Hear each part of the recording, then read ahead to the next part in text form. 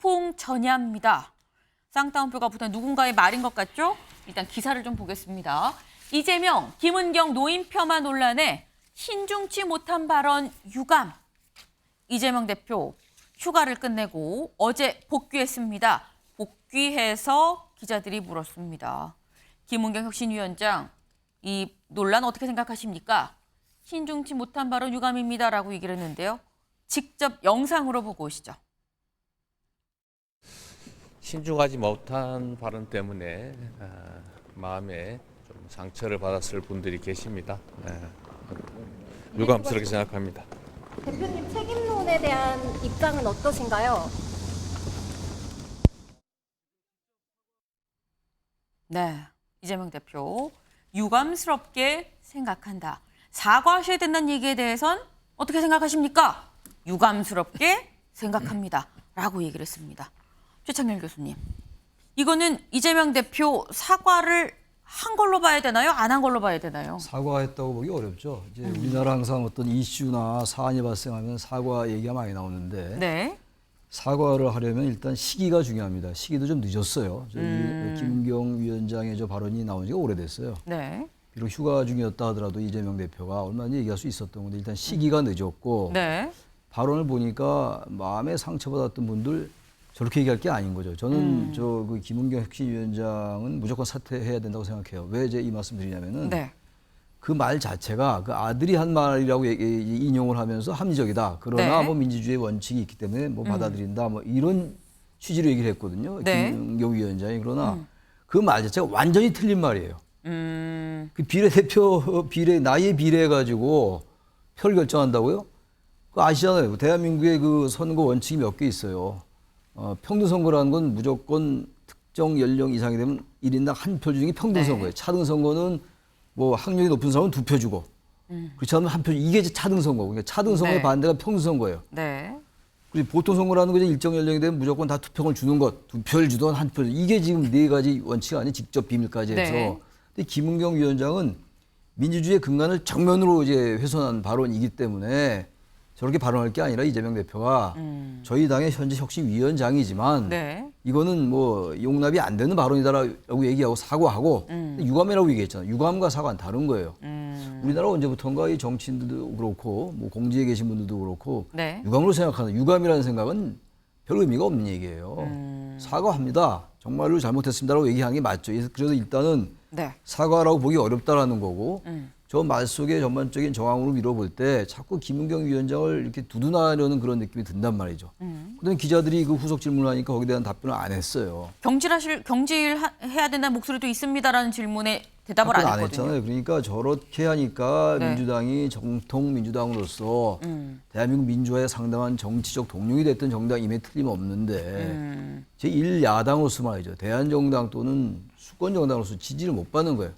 국민의힘도 지금 옆에 뭐 대통령실 행정관 계신 분 계십니다만 무능한 국민의힘, 여권 그럼에도 불구하고 지금 민주당 지지율이 정체 상태거든요. 이거는 제1야당의 당대표가 하긴 본인이 지금 사법 리스크에 굉장히 곤혹을 치르고 있는 상황이기도 합니다만 네. 저도 이런 문제에 있어가지고 정확하게 얘기를 해야죠. 저렇게 무슨 국민의 마음의 상처 이런 차원이 아니고 잘못된 발언인 거예요. 완전하게 잘못된 발언. 아닌 건 아니라고 네, 얘기를 해야 된다. 얘기해야 된다. 이게 사과라고 보기 어렵다. 그러니까 제1야당 대표로서의 발언 치고 대단히 충분치 못하다. 저렇게 네. 생각합니다. 유감은 사과와 다르다. 사과가 아니다라고 말씀을 하셨습니다. 관련해서 만평도 있는데요. 만평 좀 같이 볼까요? 네. 지금 보면 지금 돌산입니다. 돌산이고 앞은 뭐 아무것도 없는 낭떠러지 같아요. 지금 위태로운 상황에서 민주라는 배에 혁신이라는 돛을 달고 있는데 여기 지금 이재명 대표와 김은경 혁신위원장이 같이 있습니다. 김은경 혁신위원장이 이재명 대표의 눈을 가리고 있다라는 거예요. 지금 두 사람 다 땀을 흘리고 있는데 혁신의 이 돛은 상당히 좀 찢어지고 낡았고요.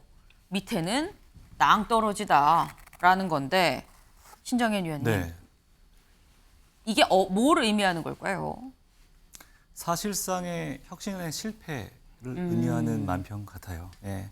지금 민주당이 놓여 있는 현실을 그대로 또 보여주는 모습인 것 같고요. 또 민주당의 일원으로서 저 만평에 뭔가 제가 거부감이 들지 않고 동의할 수밖에 없는 이유도 네. 지금의 민주당이 바로 저 모습에 더 정확하게 또 위치해 있다라고 생각합니다. 어쨌든 쇄신 동력을 잃어버린 혁신위원회는 지금 현재 시점으로는 사실상 해체하는 것이 맞죠. 그리고 혁신안을 오늘서부터 10일까지 순차적으로 내놓겠다라는 얘기가 있는데 네.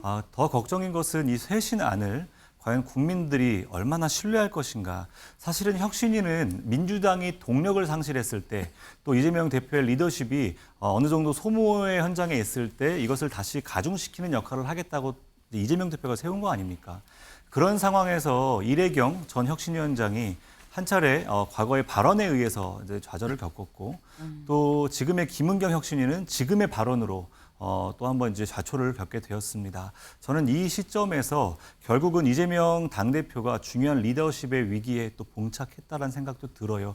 이것을 노인 폄하 문제에 대해서 신중치 못한 발언으로 유감이다 정도로 갈 문제가 아닙니다. 이제는 혁신을 성공하냐 실패하냐 이 기로에서 이재명 당대표의 리더십이 무너지냐 지속할 수 있느냐 이 기로에 서 있다고 저는 생각해요. 그런 면에서 지금부터는 더 단단하고 더 가열찬 리더십으로 보여주지 않으면 안 된다. 아마 그 시작점이 지금 김은경 혁신위원회의 명백한 사과와 함께 혁신위 해체를 선언하는 것, 그 이후의 과정들에 대해서 명백한 청사진을 다시 한번 보여주는 것, 그것이 반드시 국민의 시선과 기준에 부합할 수 있어야 한다는 것, 이 조건을 충족해야만 한다라는 그런 생각이 듭니다.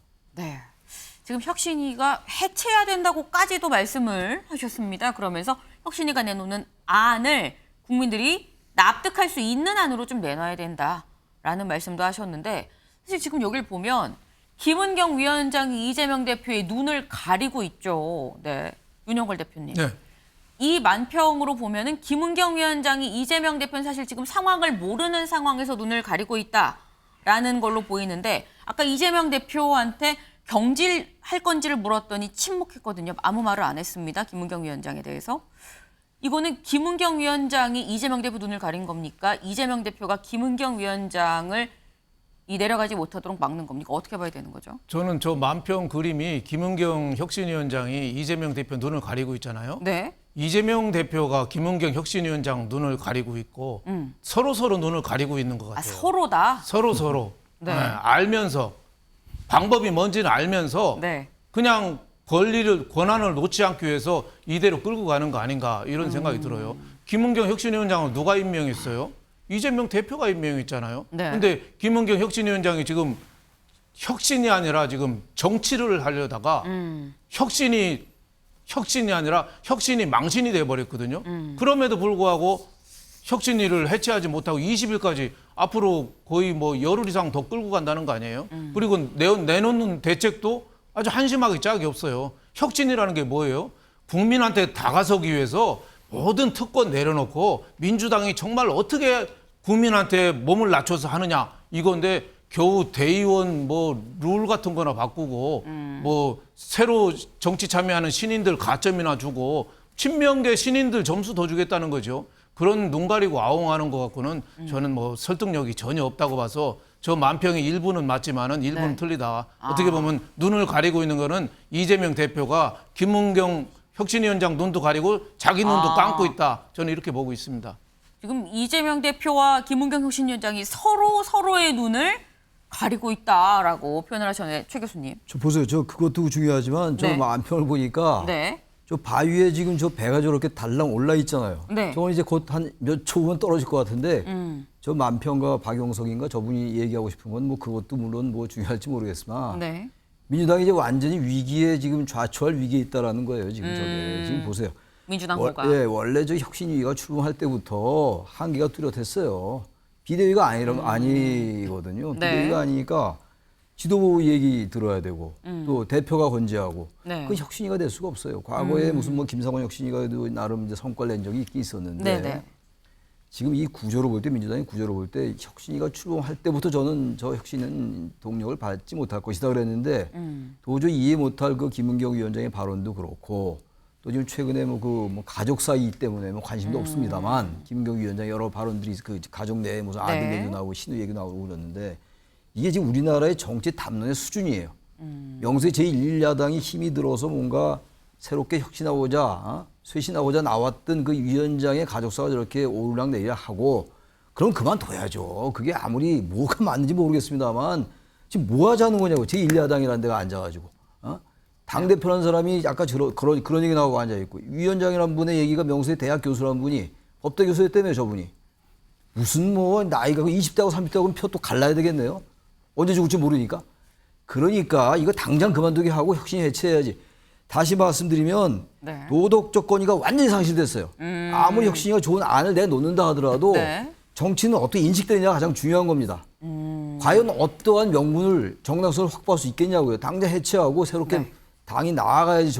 바로 그걸 보여준 게 아닌가라는 생각이 들어요. 누가 누구 눈을 가린 게 네. 중요하다기보다도 제 생각이 그렇습니다. 네. 일단 민주당이 지금 위기다라는 걸 보여주는 거다라는 말씀인데 사실 혁신이 얘기가 굉장히 지금 많이 나왔습니다. 근데 저희가 잠시 뒤에 혁신이 얘기만 좀 따로 좀 얘기를 해볼 예정이니까요. 예. 다음으로 좀 넘어가겠습니다. 다음은 저희가 오늘 사실 이게 있습니다. 이화영 전 평화부지사 재판이 오늘입니다. 네. 이재명 대표 휴가에서 복귀를 하고 혁신이 관련해서 질문을 받고 좀 곤혹스러운 상황에 처했는데 또 다른 곤혹스러운 상황 오늘 이화영 전 평화부지사의 재판이 있습니다. 사실 이게 곤혹스러울지 이재명 대표한테 힘을 실어줄지 알 수 없는 부분인데 일단 현재 상황 최근 검찰 조사에서 이화영 전 평화부지사가 2019년 이재명 당시 경기지사한테 대북 송금 사실을 보고를 했다. 이재명 대표 알았다라고 얘기를 했다라고 검찰에 진술을 했다라는 게 재판 과정에서 흘러나왔습니다. 그리고 오늘 재판에서 과연 이 진술이 맞는지 아닌지 본인이 입을 열 것이다라는 건데요. 그래서 관심 쏠린 재판 이화영의 입이라고 지금 저희가 좀 제목을 잡았는데요. 사실 원래는 첫 재판이 지난번에 이미 있었습니다. 그래서 무슨 얘기를 할까 다들 관심이 모아졌는데 그때 본의 아니게 법정 내에서 부부싸움 아닌 부부싸움이 있었죠. 이 변호사를 선임을 할 거냐 말 거냐 이 부분을 놓고 이화영 전 평화부지사와 아내가 서로 다투는 상황이 있었습니다. 하지만 결론적으로 오늘 이화영 전 평화부지사가 나는 계속 그 변호사를 선임을 하겠다. 같이 가겠다라고 얘기를 했고 오늘 그 변호사가 나올 예정입니다. 그래서 오늘 대체 무슨 얘기를 할 것이냐라는 건데 오늘 이화영 전 평화부지사의 입 어떤 얘기가 나올지 전망하는 목소리들이 몇 개 있거든요. 저희가 좀 묶어봤습니다. 같이 들어보고 오시죠. 전 검찰력을 동원해갖고 이화영 부지사의 어떤 진술을 지금 바꾸려고 시도하고 있는 거 아니겠습니까? 그러니까 바꿨다 안 바꿨다 여러 개가 나오는데 저는 뭐 이화영 부지사가 현 당에서 입장을 바꿨다고 보질 않고 있고요. 이화영 전 부지사가 사실대로 진술할 가능성이 높다. 저는 그렇게 생각합니다. 예, 아니, 검사 수사기관 입장에서는 조장이 된 사람 이렇게 어떻게 살살살살 꼬시고 또 얼르고 달래고 이런 것들은 아마 그게 정도를 넘어서면 불법이지만 그렇지 않는 범위면 수사 기법이겠죠. 일종의 테크닉이란 그러니까 말씀이신 뭐 거죠? 그걸 가지고서 뭐 특별히 드러난 어떤 고문이라든가 어떤 뭐 회유에 의해 불법성이 드러나지 않는 한 그 검찰이 뭐 회유 압박을 했다고 해서 그거 가지고 뭐 그 진술이 왔다 갔다 했을 거라고 생각되지 않습니까? 네. 일단 지금 얘기를 들어보면 좀 나뉩니다. 일단 친명으로 분류가 되는 정성호 의원은 검찰에 회유가 있다라는 얘기를 지금 합니다. 때문에 이런 얘기는 검찰 조사에서 나오는 이런 얘기는 검찰의 회유에 따른 거다라고 얘기를 하고 있고요. 그리고 이상민 의원은 회유가 통하겠느냐 오늘 진실을 얘기를 할 거다라고 얘기를 하고 있습니다. 이동석 의원. 네. 오늘 이화영 전 평화부지사 이 진술을 유지할까요? 번복할까요? 어떻게 보십니까? 저는 정확히 유지할 걸로 보고 있습니다. 유지할 거다. 네. 그 이유를 하나 말씀드리면요. 네. 그 이화영 전 부지사가 변호인단을 바꾸질 않았어요. 네. 변호인단을 바꿨다면 이 진술에 변화가 있겠죠. 하지만 변호인단을 바꾸지 않은 자체가 나는 계속해서 대북 송금 사실을 보고했다는 진술을 계속해서 유지할 것으로 보고 있고요. 부부싸움 자체가 났다는 그 상황을 본다면 지난 재판을 맞습니다. 보면 1차 재판 때 그런 걸 보면 이 사안이 얼마나 중요한가를 확인할 수 있는 대표적인 사례인 것 같아요. 그만큼 이재명 대표와의 관계, 연루성을 계속해서 드러낼 거고 앞으로도 이재명 대표를 향한 수사도 계속될 것이다. 저는 그렇게 보고 있습니다. 네. 근데 저희가 지금 확인을 해본 결과 제가 오늘 그 변호사가 재판에 나올 거다라고 얘기를 했는데 오늘 재판에서 불출석 사유서를 제출을 했다고 합니다. 근데 이렇게 되면 근데 신정현 의원님 이렇게 되면 사실 이동석 의원은 만약에 변호사를 안 바꾸기로 했기 때문에 오늘 진술을 유지한다는 기조 아니겠느냐라고 했는데 또 계속 변호사를 선임을 하겠다고 했는데 오늘 불출석 사유서를 냈다는 건 또 이거 어떻게 해석을 해야 되는 걸까요? 제가 또 접한 정보로는 네. 법무법인 해광에서 또 법무법인 덕수로 아마 변호인단을 바꾼 걸로 제가 확인을 했어요. 그런데 이건 뭘 의미하냐면 네. 기존의 변호인단이 뭐 이화영 전 부지사의 그 아내의 전언에 따르면 네. 실질적으로 지금의 민주당과 이재명 당대표에게 불리한 상황으로 몰고 가는 이제 그런 변호인단으로 이제 인식을 했고 아내 측은 그렇게 처음부터 얘기했었죠? 아내 측은 그렇게 얘기를 했고요. 그러한 부분들이 어떻게 반영됐는지 잘 모르겠지만 어쨌든 간에 덕수로 바뀌었다라는 게 좀 우리가 눈여겨봐야 될 건 이런 겁니다. 덕수의 지금 대표 변호사가 김태형으로 제가 알고 있는데 네. 김태형 변호사는 이재명 당시 2018년, 19년에 네. 선거법 관련돼서 재판받아서 3심의 아마 변호인으로 제가 기억을 해요. 만약 이 내용대로라면 네. 이화영 전 부지사가 지금 이 기존에 있었던 해광이 아닌 이 덕수와 같이 이제 이 변호를 맡도록 이제 동의를 한 것이기 때문에 네. 어쩌면은 이화영 전 부지사는 이재명 지금의 당대표의 입장과 어느 정도 결을 맞추는 발언이 오늘 나오지 않을까라는 생각이 좀 듭니다. 네. 저도 어제까지는 사실은 네. 300만 불 더하기 500만 불 총 800만 불이 제3자 뇌물죄로 적용이 되고 이것에 대한 확실한 증거를 검찰이 갖고 있다 그러면 최소 징역 20년이거든요. 네. 이것을 혼자 다 뒤집어 쓸 수 없다라는 생각 군법죄죠. 때문에 심경이 바뀔 거다, 번복될 거라는 생각을 했었는데 제가 오늘 확인한 이 그 변호인단 교체 그 김태형 네. 변호사로 변호인이 바뀐 것이 만약 사실이 맞다면 아마도 유지할 가능성이 높을 것 같습니다. 그렇군요. 그럼 지금 말씀을 좀 들어보면 일단 변호인단을 바꾸는 겁니다. 이렇게 되면 변호인단을 바꾸고 이 바뀐 변호인단은 이재명 대표의 과거 선거법 위반을 좀 담당했었던 그 로펌이기 때문에 아마도 이재명 대표의 좀 손을 들어 좀 유리한 이렇게 되면 이 진술을 번복할 가능성이 좀 높다라는 말씀을 하신 것 같아요. 네. 좀 이재명 대표 일단 오늘 뭐 이화영 전 평화부지사가 뭐라고 얘기를 하는지는 좀 봐야 되겠습니다만 이재명 대표가 지금 엮여 있는 게 대북 송금 말고 또 있죠. 지금 나오는 얘기가 대북 송금 말고 백현동 개발 비리 의혹도 이번 주에 소환을 한다라는 얘기가 나오고 있습니다. 관련해서 지금 대북 송금은 수원지검이 관할을 하고 있고요. 백현동 건은 중앙지검에서 관할을 하고 있는데 대북 송금 관련 이 백현동 개발 관련 윤영걸 대표님. 예. 일각에서는 대북 송금도 정진상 전 실장을 이미 소환 조사를 했기 때문에 고 소환을 할 거다라고 얘기를 하고 있고요. 수원지검이 먼저냐 중앙지검이 먼저냐 이런 얘기가 나오고 있습니다. 어떻게 보세요?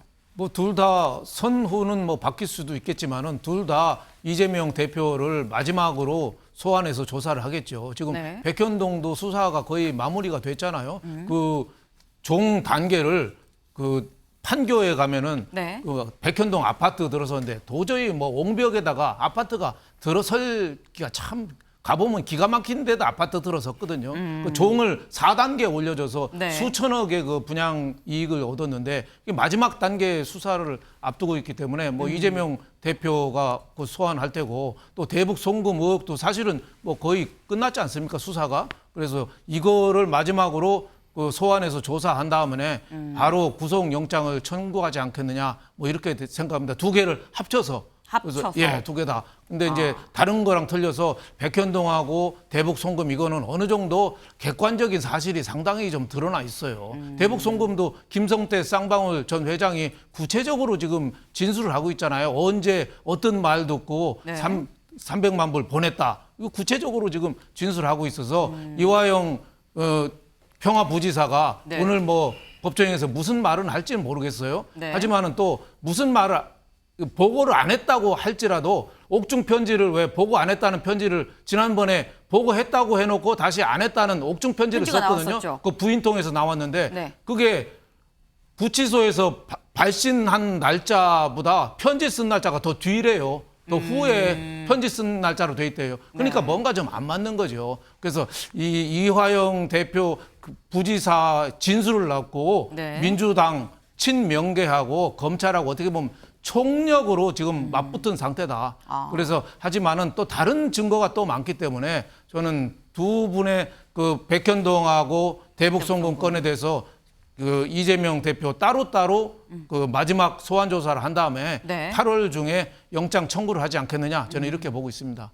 결국 8월 중에 영장, 왜냐면 이 보통 순리적으로 소환 조사가 끝나고 나면 구속 여부를 결정을 해야 되기 때문에 사실 구속영장이기가 좀 자연스럽게 나올 수밖에 없는데 8월 중에 구속영장을 지지 않겠느냐라는 겁니다. 근데 이 구속영장 관련해서 나오는 얘기가 최창렬 위원님, 지금 보면은 16일부터 다시 국회 회기가 시작이거든요. 근데 그래서 나오는 얘기가 이재명 대표는 가능한 본회의에서 체포동의안 표결 없이 그냥 출석하는 방안을 좀 생각을 하는 것 같아요. 그래서 김영진 의원이 얘기를 한 게 회기를 잘라서 비회기 중에 나가면 된다라고 얘기를 한 라디오 인터뷰에서 했었는데 이 가능성은 어떻게 보세요? 16일까지니까 오늘이 8일이잖아요. 네. 8일밖에 안 남았어요. 네. 근데 8일 동안에 소환도 하고 이재명 대표, 지금 윤 대표님 말씀처럼 소환하고 이 대표를 소환하고 영장을 청구할 시간이 될까? 검찰이 지금 많은 이제 증거를 확보하고 있긴 할 겁니다. 네. 그래도 저는 16일까지 영장 청구하기 어려울 것 같아요. 어렵고 또 지금 이제 말씀은 이제 이재명 대표도 부체포 특권 포기하겠다는 얘기 하긴 했어요. 근데 그리고 이제 뭐 혁신이 아까 얘기했습니다만 혁신위에서도 얘기를 했는데 그건 이제 뭐 조건이 있었죠. 정당한 경우에 이제 뭐 한다라는 조건이 있었는데 반쪽짜리 이제 혁신안이라고 얘기하는데 8월 16일까지 영장 청구가 안 되면 이제 국회가 열린단 말이죠. 열리고 9월에 바로 정기국회예요. 네. 정기국회는 아시겠습니다만 회기를 중단할 수가 없어요. 일반 임시국회 같은 경우는 영장 청구 같은 특별한 경우에 회기를 중단할 수 있습니다. 네. 정기국회는 안 돼요, 그게. 안 되기 때문에 아마 회기 중이 아닐 때 이재명 대표의 영장이 청구되는 기가 어려울 것 같아요. 시기적으로. 쉽지 않고. 얼마 안 남았기 때문에. 그래서 그렇게 된다면 또 이제 친명과 비명 간에 또 이해가 갈릴 거고 그러면 이제 국회에서 부체포 특권에 관련된 거 영장 청구가 되면은 체포동의안이 넘어올 텐데 그 체포동의안을 가결시킬 거냐 부결시킬 거냐를 가지고 또 민주당 내에서 상당한 이제 경론이 벌어질 겁니다. 아마 그걸 지켜봐야 되겠죠. 어떻게 처신할 것인가. 그래야 그 민주당의 그 처신의 그 방법을 행태를 보고 네. 방향을 보고 정말 민주당이 혁신할 의도가 있는 것인지 그리고 이재명 대표가 본인이 대표 연설에서 얘기한 것처럼 진정으로 부체포 특권을 포기할 용의가 있는 것인지가 그때 판가름 날 것 같아요. 네. 네. 현실적으로 비회기 중에 이 영장이 청구되긴 쉽지 않은 상황이고 회기 중에 중간에 자르는 것도 사실 9월부터 정기국회라 그것도 또 쉽지 않아 보인다. 그래서 이재명 대표가 어떻게 할지 좀 더 주목을 해봐야 된다라는 말씀을 하셨는데 관련해서 이런 얘기가 나옵니다. 이 얘기 한번 같이 들어보고 오실까요? 이다음 이재명 대표 소환과 구속영장 청구에 대해서 민주당은 제가 볼 때 그렇습니다. 지금 민주당의 각 그 의원들은 물밑에서는 지금 이재명 대표 구속 이후의 시나리오를 다 굉장히 셈법이 복잡하게 계산할 거예요. 벌써요? 예, 저는 폭풍 전야라고 생각합니다. 그렇게도 짐작하시고 계시고요. 피해갈 수 없는 거기 때문에. 네. 근데 김근식 위원장은 여권입니다. 여권의 지금 여당의 국민의힘의 당협위원장인데 김근식 위원장 말고 실제로 신정현 위원님. 지금 얘기는 이재명 대표 구속 이후의 시나리오를 다 계산을 하고 있을 거다. 폭풍 전야다. 폭풍 전야라는 얘기에 동의하십니까? 네, 폭풍 전야 맞죠. 근데 이제 폭풍 전야가 너무 오래 오고 있네요. 예, 폭풍이 곧 올 거다 하면서 사실은 네. 지난 1월부터 8월까지 계속 폭풍 전야 앞에 있는 것 같아요. 민주당원의 일원으로서는. 네. 다만 이 시점에서 조금 더 근거 있는 이야기는 앞서 얘기했던 백현동 의혹과 그리고 나서 이제 대북 송금의 문제, 또 선거법에 대한 문제가 8월, 9월 연이어서 계속 있기 때문에 아마도 영장 재청구 또 구속영장에 대한 여러 가지 수순들이 계속해서 이제 지금 예정되어 있는 상황이죠. 네. 그러다 보니까 9월 전 현재 이제 영장이 청구되고 구속된 이후에 8월 사퇴설, 9월 사퇴설 이제 계속 이제 신빙성 있게 나오는 얘기 같고요. 네. 그랬을 때 지금 당은 여러 가지 시나리오를 검토하고 있을 거라고 생각해요. 이재명 당대표 체제 안에서 어떻게 하면 지금의 어떤 주류의 그 흐름을 유지해 가면서 이후에 사퇴 이후에 이것을 유지해 갈 수 있는지에 대한 다양한 시나리오들을 검토하고 있을 거라고 생각하고요. 뭐 외부에서 봤을 때는 이게 폭풍 전야로 보일 수 있어도 네. 또 이제 이재명 당대표와 또 주류의 세력에서 또 바라볼 때는 이것을 최소화할 수 있는 벙커가 어디인가를 지금 찾고 있는 그런 상황이라고 생각합니다. 최소화할 수 있는 벙커가 어딘지를 찾는 중이다라고 지금 말씀을 하셨는데 지금 이 올해 1월부터 계속해서 폭풍전야가 너무 길다라는 말씀을 하셨어요. 이재명 대표의 사퇴 얘기가 나온 것도 사실 올해 초부터 계속해서 쭉 나왔었습니다. 사퇴 얘기 다음 기사를 좀 보겠습니다. 정성호, 이재명 사퇴 땐 더 큰 논란이다.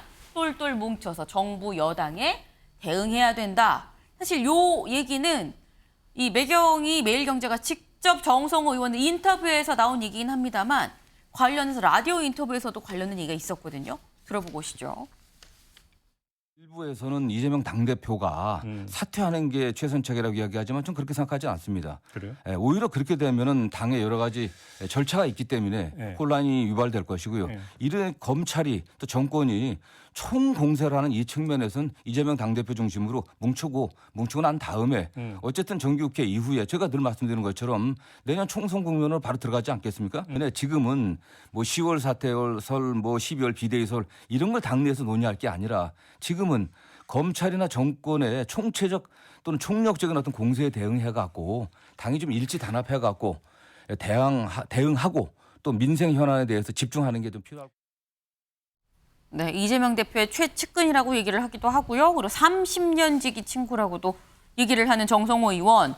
지금은 뭉칠 때다. 사퇴한다는 얘기를 할 때가 아니다. 그러면서 지금 비대위 얘기를 하면 이재명 대표 힘이 지금부터 빠지는 거 아니겠냐라고도 얘기를 했습니다.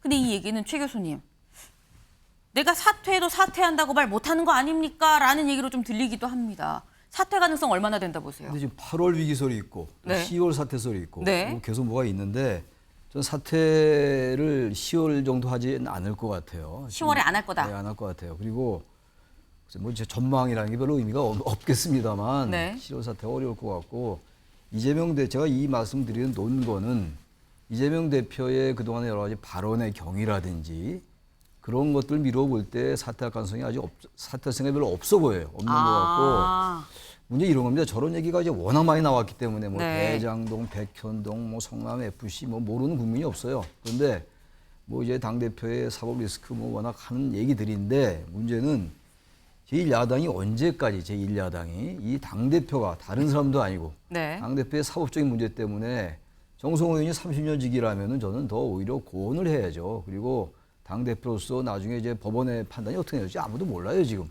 검찰이 뭐 대장동 얘기 계속 하고 있습니다만 아직 대장동 사건에 대한 얘기는 오히려 좀 수그러드는 것 같고 말이죠. 네. 이 상황에서 당 대표가 저대로 간다면 모르죠. 이 정성호 의원의 말처럼 이른바 친명 지지자들 결집해 나가는 이른바 집토끼라고 그러잖아요. 흔히. 그런 걸 통해서 뭔가 당이 단일대우를 유지할 수 있을지 모르겠으나 많은 중도층은 어떻게 할 겁니까? 선거적 공학으로 볼 때, 선거공학으로 볼 때도 말이죠. 당위를 떠나서, 네. 당이나 정의라는 차원 떠나서 네. 도대체가 그럼 중도층이나 무당층, 점점 무당층이 늘어나고 있다고요, 지금. 그 유권자들은 어떻게 할 거냐고요. 지금 수도권은 아무래도 국민의힘보다는 민주당이 우위에 있다고 보는데 현재 상태에서는 네. 두 당 다 도토리 키재기지만 그런데 네. 그렇게 본다면 그 수도권은 언제까지 민주당이 유리하다는 보장도 없어요. 계속 당대표에 저는 리스크가 이제 분출이 되고 노출되고 정기국회 때 또 불체포 특권을 가지고 친명과 비명이 또 정치적 공학에 따라서 서로 그렇게 된다면 친명 지지자들이라고 언제까지 이렇게 뭐 개혁했다 이런 분들을 제외하고는 남아있다는 보장도 없다고요. 저는 그래서 이럴 때이 정도로 가라. 이재명 대표도 던져야지 뭐 채워지지 않겠어요. 언제까지 이렇게 된다. 계속 이렇게 뭐 8월 위기설, 10월 퇴진설 이래가지고 뭐 질서의 퇴진 이럴 때는 아닌 것 같아요. 전 이재명 대표도 네. 정치적 철학을 좀 바꿀 때가 이젠 된 것 같아요. 제가 볼 때. 네. 일단 현재 이재명 대표는 사퇴할 생각이 없다. 10월 사퇴고 12월 사퇴고 뭐 8월 사퇴고 없다. 왜냐하면 내려갈 생각이 없기 때문인데 하지만 던져야 된다라는 조언을 덧붙이셨습니다. 일단 이재명 대표 끝까지 있을 것이다라는 얘기 전망 나왔거든요. 이 얘기도 같이 좀 들어보시죠. 아마 또 총선을 자신이 또 얼굴로 이렇게 간판으로 나갔다가 결과가 안 좋을 때는 다 뒤집어 쓰지 않습니까? 그럼 대선 가도에도 큰 먹구름이 끼치겠죠. 뭐 이런 등등을 생각할 때 물러나고 싶지는 않지만 물러날 수밖에 없다면 최대한 그래서 이미 뭐 12월 달 퇴진설이 뭐 거의 정설이다시피였는데 그보다 좀 조금씩 앞당겨 옵니다. 본인은 어떤 경우에도 끝까지 버팁니다. 이 당대표에서도 물러나지 않을 것이고 감옥에서도 어쩌면 공천권을 행사하겠다고 할지 몰라요. 이러니까 제가 보기로는 민주당은 이재명 대표가 누군가가 이재명 대표를 설득을 하지 않으면 민주당은 깨질 수밖에 없다. 이 감옥에서 가령 이재명 대표가 계속해서 공천권을 행사를 하는 것을 어떻게 두고 볼 수 있겠어요? 네, 지금 전원책 변호사는 최 교수님처럼 이재명 대표는 나올 생각이 없다라고 얘기를 했고요. 하지만 이상민 의원은 12월 퇴진설이 있었는데 이게 점점 시기가 앞당겨진다라고 상반되는 얘기를 좀 했습니다. 윤 대표님 어떻게 보세요? 저는 뭐 이상민 의원 얘기가 저는 좀 수긍이 갑니다. 원래 12월까지 좀 버티면 뭐 비대위 체제로 가는 게 유리했는데 지금 여건이 민주당 지지율이 너무 떨어지고 있어요. 돈봉투 사건이라든지 본인의 사법 리스크라든지 그 불법 코인 문제라든지 여러 가지 악재만 하거든요. 그래서 버티기가 어렵다. 정성호 지금 의원이 인터뷰에서 얘기했잖아요. 뭐라고 그랬냐면 이재명 대표 사퇴 때는 더 큰 혼란이다. 그러면서 한마디로 더 붙였어요. 사퇴한다고 3, 4개월 전부터 얘기하면 더 혼란이 일어난다. 저는 그게 더 중요하다고 보는데요.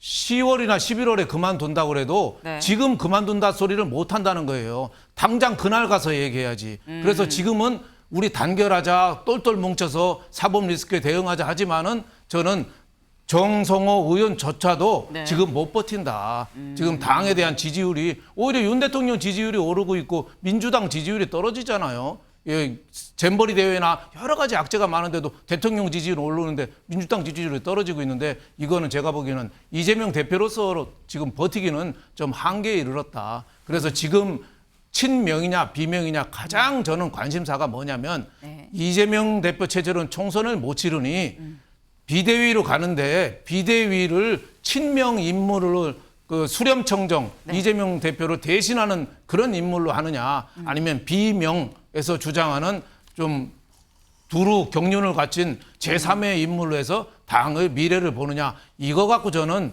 막전막부에서 큰 싸움이 저는 벌어지고 있다고 봐요.